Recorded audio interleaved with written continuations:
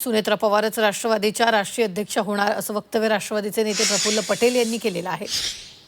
26 फेब्रुवारीला सुनेत्रा पवार यांची अध्यक्षपदी निवड होणार आहे अशी माहिती पटेल यांनी दिलेली आहे। पुणे महापालिकेच्या 24 नवनिर्वाचित नगरसेवकांना न्यायालयानं समन्स बजावलंय। 24 नगरसेवकाविरुद्ध पराभूत उमेदवारानं कोर्टात याचिका दाखल केली। जिल्हा लघुवाद न्यायालयाकडून महापालिकेला 24 नगरसेवकांविरुद्ध दाखल केलेल्या याचिकांवरून समन्स बजावण्यात आलं। नवी मुंबई शिवसेना शिंदेगड संपर्क प्रमुख अंकुश कदम विरोधात गणेश नाईक समर्थक आक्रमक झाले। नाईक समर्थकांनी बॅनर बाबा आशयाचा बॅनर घेऊन बोनकुडे गावात रॅली काढली। तसंच अंकुश कदम यांच्या पुतळ्याला जोडे मारत त्यांचा पुतळा जाळला। अंकुश कदम यांनी गणेश नाईक यांना डिवचणारे बॅनर लावल्यानं नाईक समर्थक आक्रमक झाले। महाराष्ट्र नवनिर्माण सेनेचे अध्यक्ष राज ठाकरेंनी आज उपमुख्यमंत्री एकनाथ शिंदे यांची त्यांच्या नंदनवन निवासस्थानी येऊन सदिच्छा भेट घेतली। यावेळी या दोन नेत्यांमध्ये विविध विषयांवर चर्चा झाली। मुंबई महानगरपालिका निवडणुकीनंतर या दोघांची ही पहिलीच भेट होती। इंडिया आघाडीने लोकसभा निवडणुकीला जाग घेऊन चालणार नाही। निवडणुकीआधी चर्चा होणं गरजेचं असून एकत्र राहून सामोरं जाणं गरजेचं असल्याचं खासदार संजय राऊतांनी म्हटलंय। राऊतांना प्रत्युत्तर देत भाजपचे प्रवक्ते नवनाथ बन यांनी इंडिया आघाडीची लफ्तर वेशीवर टांगली अशी टीका त्यांनी केली आहे। मुंबईत एकत्र असतो तर निकाल वेगळा लागला असता, विजयाचा आकडा बदलला असता असं विधान खासदार संजय राऊतांनी केले। मुंबई महापालिका निवडणुकीवरून काँग्रेसला लक्ष करत राऊतांनी हे विधान केले। दरम्यान महाविकास आघाडीचा धोबीपछाड करून महायुती सत्तेत आल्याचं प्रत्युत्तर भाजपचे प्रवक्ते नवनाथ बन यांनी दिलं। माजी विरोधी पक्षनेते अंबादास दानवेंनी भाजपवर पुन्हा गंभीर आरोप केलेत। संभाजीनगरमधील भाजपचे मंत्री अतुल सावे यांनी शिवसेना उद्धव बाळासाहेब ठाकरे पक्षाच्या नवनिर्वाचित जिल्हा परिषद सदस्यांना फोडण्याचा प्रयत्न केल्याचा गंभीर आरोप केला। सावेंनी पैशाचा आमिष दाखवत सदस्यांना फोडण्याचा प्रयत्न केल्याचं दानवेंनी म्हटलं। प्रहारचे बच्चू कडू शेतकऱ्यांच्या प्रश्नावर पुन्हा आक्रमक झाले। शेतकऱ्यांना कर्जमाफी न मिळाल्यास कडूंनी आंदोलनाचा पवित्रा हाती घेतला। 30 जूनपर्यंत कर्जमाफी न झाल्यास 1 जुलैपासून रेल्वे रोको आंदोलनाचा इशारा बच्चू कडू। त्याची खरी सुरुवात। दोन्ही राष्ट्रवादीच्या विलिनीकरणानंतर अजित पवार डॉक्टर अमोल कोल्हेंना प्रदेशाध्यक्ष करणार होते असा दावा आमदार रोहित पवार यांनी केला। अजित पवारांना पक्षात बदल घडवून तरुण चेहरा प्रदेशाध्यक्षपदी हवा होता असा दावा सुद्धा रोहित पवारांनी केला। त्यामुळे विलिनीकरणासंदर्भातील बैठकांमध्ये अमोल कोल्हे असायचे असंही रोहित पवारांनी म्हटलं। अक्कलकोट ते कर्नाटक दरम्यान राष्ट्रीय महामार्गाच्या रुंदीकरणासाठी 353 कोटींचा निधी मंजूर करण्यात आला। आमदार सचिन कल्याण शेट्टीच्या मागणीला मोठं यश आलं। केंद्र सरकारनं अत्यंत महत्त्वपूर्ण निर्णय घेतल्यानं अक्कलकोटचे आमदार सचिन कल्याण शेट्टी यांनी पंतप्रधान नरेंद्र मोदी, केंद्रीय मंत्री नितीन गडकरी यांचे आभार मानले। वाशिम जिल्ह्यात आरटीई अंतर्गत मोफत प्रवेश अर्ज प्रक्रियेला कालपासून सुरुवातच झालेली। मात्र पहिल्याच दिवशी केवळ एकच अर्ज प्राप्त झाल्यानं पालकांचा प्रतिसाद कमी असल्याचं दिसून आलं। सिन्नरमधील संतप्त महिला आणि ग्रामस्थांनी तहसीलदार कार्यालयावर हंडा मोर्चा काढला। गेल्या 5 ते 6 महिन्यांपासून मनेगावसह परिसरातील 22 गावांचा पाणीपुरवठा पूर्णपणे ठप्प असल्यानं महिलांनी रिकामे हंडे घेऊन प्रशासनाचा निषेध नोंदवला। येवला शहरातून जाणाऱ्या पुणे इंदोर महामार्गावर रास्ता रोको आंदोलन करण्यात आले। महामार्गावर दिवसेंदिवस वाढत असलेल्या वाहतूक कोंडीमुळे स्थानिक नागरिक आणि विद्यार्थ्यांना मोठा त्रास सहन करावा लागतो। या समस्येवर कायमस्वरूपी तोडगा काढण्याच्या मागणीसाठी आंदोलन करण्यात आलं। अमरावती जिल्ह्यात 50,000 मेळघाटातील आदिवासी मजूर संकटात सापडले। 2 ते 3 महिन्यांपासून पगार न मिळाल्यानं मजुरांमध्ये मोठ्या प्रमाणात संताप वाढलाय। होळीच्या आधी आदिवासींना मंजुरी मिळाली नाही तर नागपूरच्या आयुक्तालयात घुसून आंदोलन करण्याचा इशारा बच्चू कडूंनी दिला। देशातील नामांकित संस्था असलेल्या IIT मुंबईतील एक खळबळजनक प्रकार समोर आलाय। पवई कॅम्पसमध्ये लेक्चर सुरू असताना अचानक एका कुत्र्यानं वर्गात एंट्री केली। या अनपेक्षित पाहुण्यांमुळे वर्गात एकच हशा पिकला आणि काही काळ गोंधळाचं वातावरण निर्माण झालं।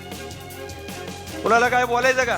पिंपरी चिंचवडच्या मोशी इथल्या नागेश्वर महाराज मंदिरात पारंपरिक लिलाव सोहळा पार पडला। यावेळी श्री नागेश्वर महाराजांच्या मानाच्या विड्याला तब्बल 25 लाखांची लागली। मानाचा विडा मिळवणारे भाविक विजय रस्ते यांनी नागेश्वर महाराजांच्या चरणी नतमस्तक होऊन आपली श्रद्धा व्यक्त केली।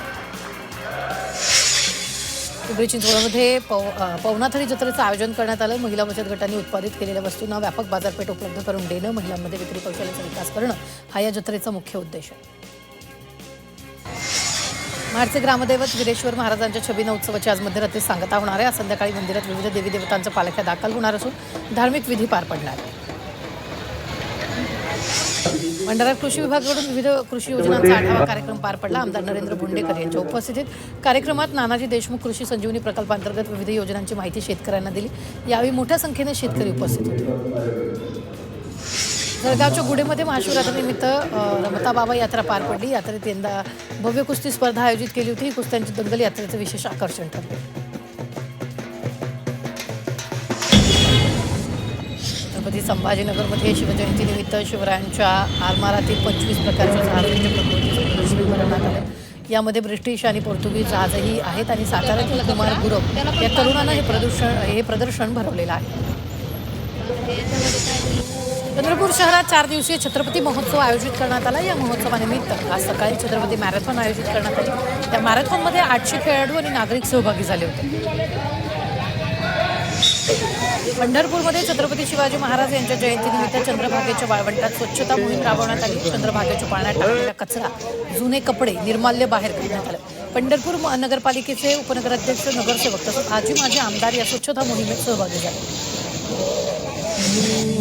जळगावमध्ये रस्ता सुरक्षा अभियानांतर्गत विविध कार्यक्रमांचं आयोजन करण्यात आलं होतं. रस्ता सुरक्षा प्रदर्शनीचं महापौर दीपमाला काळे यांच्या हस्ते उद्घाटन करण्यात आलं. तसंच शालेय विद्यार्थ्यांनी रस्ता सुरक्षा, महिला अत्याचार आणि महिला सक्षमीकरण या विषयावर पथनाट्याचं सादरीकरण केलं. किल्ले शिवनेरीच्या पायथ्याला द फोक आख्यान हा सांस्कृतिक कार्यक्रम झाला. यावेळी छत्रपतींचं गुणगान असणाऱ्या भाटोळीला सर्वांनी चांगला प्रतिसाद दिला. तर यावेळी शिवप्रेमींसह आमदार शरद सोनवणे यांनी सामूहिक नृत्य केलं.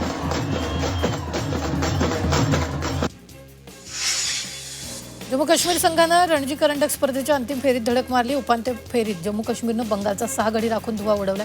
बंगालनं विजयासाठी जम्मू काश्मीरसमोर 126 धावांचं आव्हान ठेवलं होतं. मात्र जम्मू काश्मीरनं 4 गड्यांच्या मोबदल्यात आव्हानाचा यशस्वी पाठलाग केला.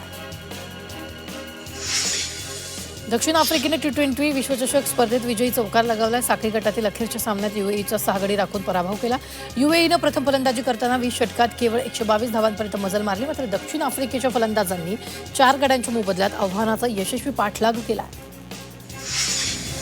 डोंबिवली मुंबईत बनावट औषधांचं मोठं रॅकेट असल्याचं समोर आलंय. नामांकित कंपनीच्या नावे बनावट टेल्माम औषधांची विक्री केली जात होती. तर हे औषध उच्च रक्तदाबाच्या रुग्णांना दिलं जातं. त्यामुळे बनावट औषधांची विक्री करून उच्च रक्तदाबाच्या रुग्णांच्या जीवाशी खेळ सुरू असल्याचं समोर आलं.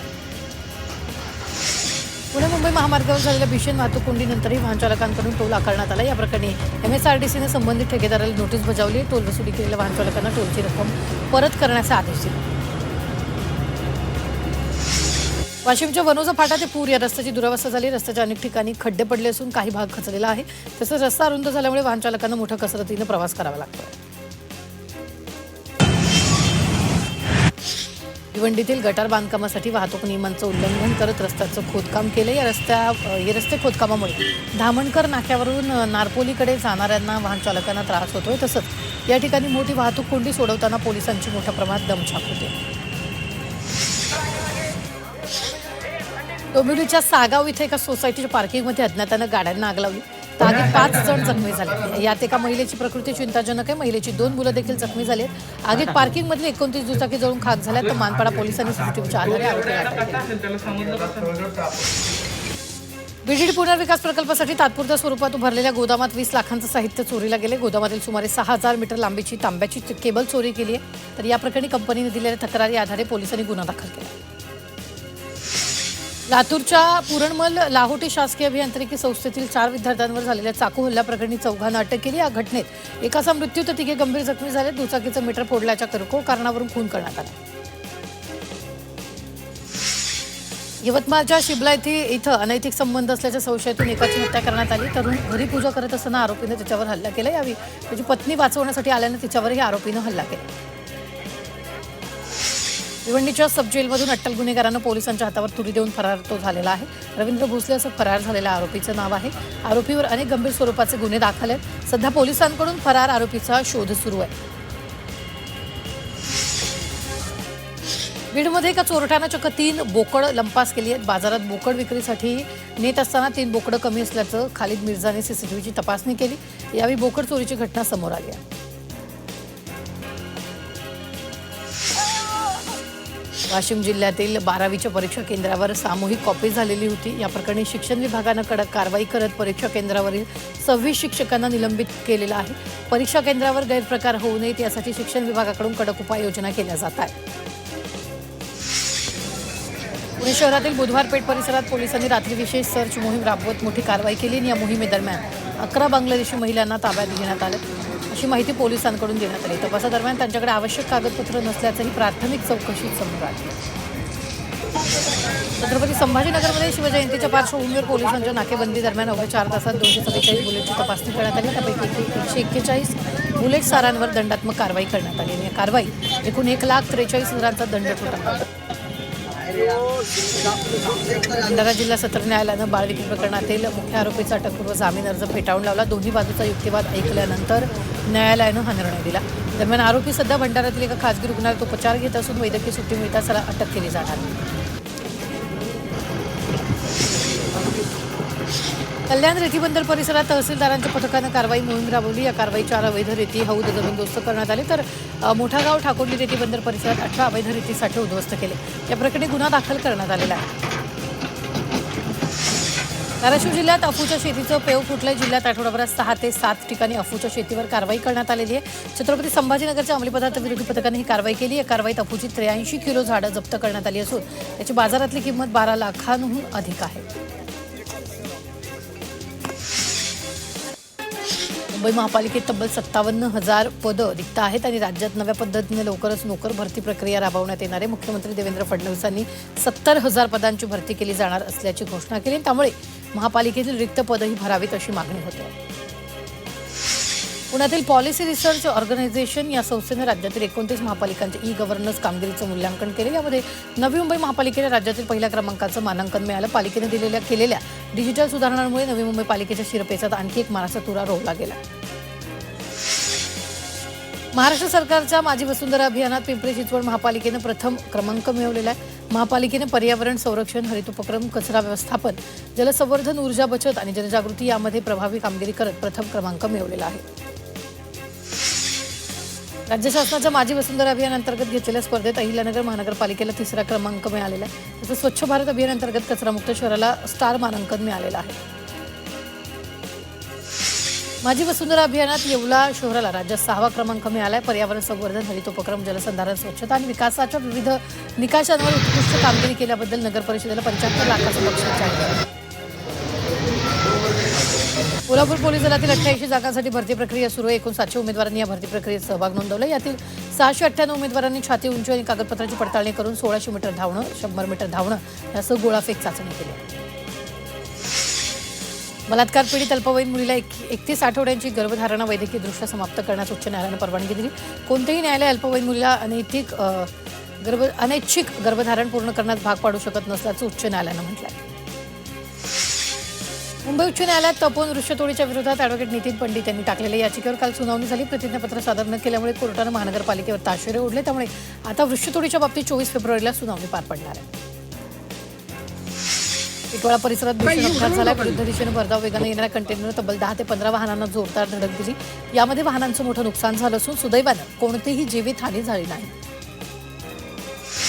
छत्रपती संभाजीनगर शहरातील हॉस्पिटलसमोर एक धक्कादायक घटना घडली आहे. पेशंट घेऊन आणलेल्या एका तरुणानं रस्त्यावर उभी असलेली डॉक्टरची कार सुरू केली आणि ती थेट पॅथॉलॉजी लॅबमध्ये घुसली. यावेळी लॅबमध्ये कोणीही उपस्थित नसल्यानं मोठी दुर्घटना टळली. संभाजीनगरच्या पैठणमध्ये धावण्यासाठी गेलेल्या तरुणाचा अपघातात मृत्यू झाला. एका अज्ञात वाहनानं तरुणाला धडक दिली. रस्त्याकडेला तरुणाचा मृतदेह आढळून आलेला आहे. तर मागील 6 महिन्यांपासून हा 20 वर्षीय तरुण पोलीस भरतीसाठी सराव करत होता.